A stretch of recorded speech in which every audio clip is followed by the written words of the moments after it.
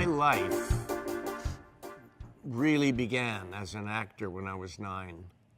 I played a great part in a great play called On Borrowed Time, and it changed my life. Very often, you don't hear people say, I don't know what I'm going to do until they're in their 20s. I knew then and there at 9 that was where I had to be. When I was in Cleveland at 9, 10, and 11, I played a number of roles, and I had a life. I had a life in the theater. And my father went to Los Angeles to work and to live because he was with Spike Jones and the City Slickers. He was in his band. And I found myself at 12 a has-been. There was nothing for me to do. There was no theater. It was the most frustrating, painful time of my life. And I didn't really get a chance to do anything until I was about 18, and then I came to New York. I just knew that New York was where I needed to be. The theater was my life from age 9, and I knew I had to get back to it. And then it was a very odd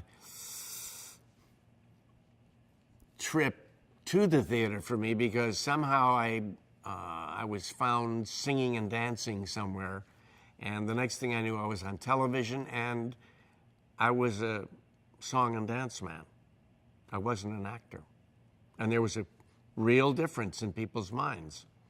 So it took me another 10 years to live that down, and then I got to put it all together in Cabaret.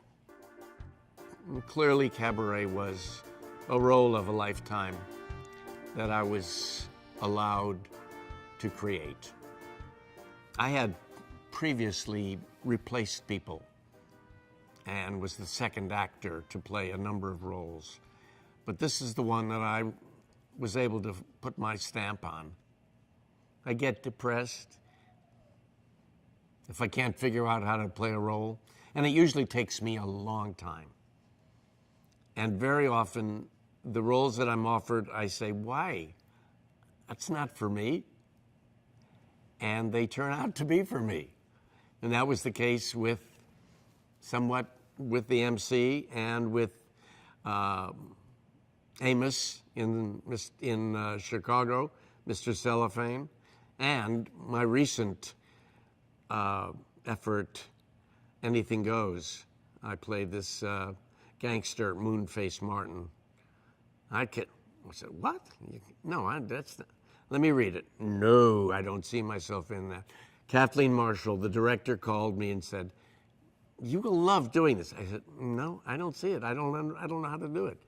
And she called me a year later and said, I promise you, you're going to have a good time. And I thought, yeah, I'm up for a good time.